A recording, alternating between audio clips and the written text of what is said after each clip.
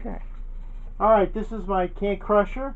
Let me turn it on here and show you how it works, and then I'll give you some details.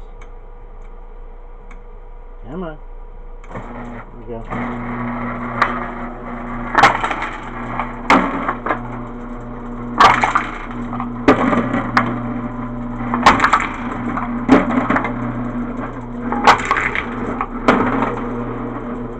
Okay.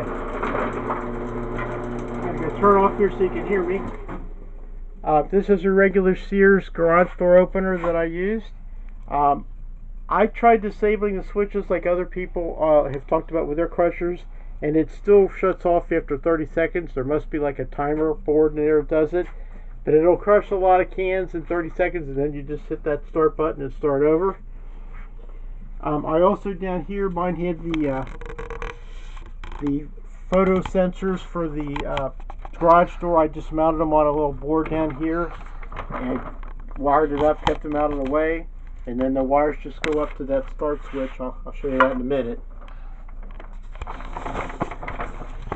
Okay, you can also see because the motor gets warm, it's not rated for continuous duty. I put a fan on it, and on this side I cut a hole and put a vent for that fan so the air could go through and over the motor.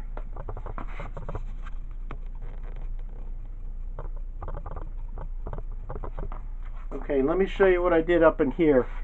This is a bicycle wheel I just got off of an old bike, and after cutting everything apart, the hole in the middle was almost 2 inches wide.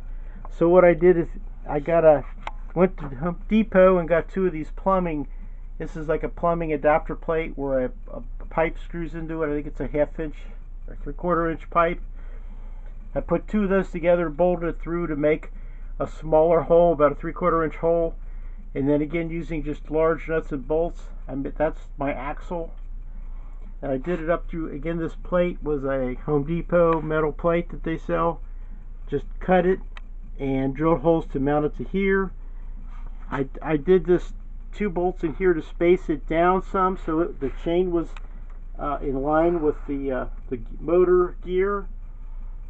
And then this is the same piece of steel up here that I used to make my crank arm, with another bolt through it to the piece that drives the piston, if you will, here. And let's see, what else can I tell you? And now in this part, you'll find that when you go to crush a can, this board wants to pop up. Other people just put a board across here. I decided to put 2 caster wheels down in here to reduce the friction when it's pushing. And so that's been working out really well. This part is a metal plate, again, from Home Depot. I cut it in half, mounted it together, drilled a hole straight through it, up and down for this nut and bolt. It's my pivot point. So that's more hardware from Home Depot. I put the whole thing on a little cart with caster wheels so you can roll it around, and that works out pretty good. Found out that this bucket fits in here just right. And then the switch here, let me show you here. I just made 2 plugs coming out of there. One goes to the fan and one goes to the motor, and then the start button for the motor comes up to this push switch. So that just makes everything up at this end. All you need to really get to is this end of it to crush or drop your cans in and have them go into the bucket. And really, that's all there is to it. The stroke on this thing is about 11 inches. I get people ask that. If anybody has a question about any of it, the wiring or the assembly, just leave them in the comments down below. Thanks.